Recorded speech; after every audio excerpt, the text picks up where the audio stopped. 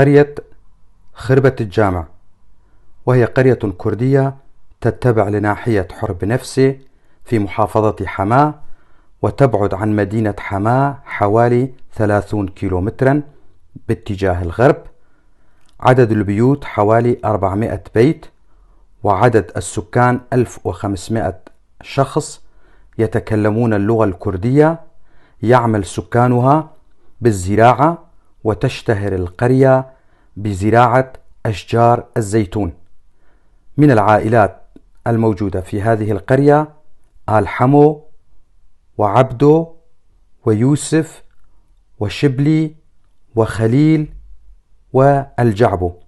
ومن شخصيات عائلة جعبو الأستاذ أحمد الجعبو أبو حسام.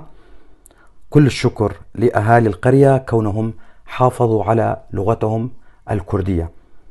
دمتم بخير. أهلنا في قرية خربة الجامع.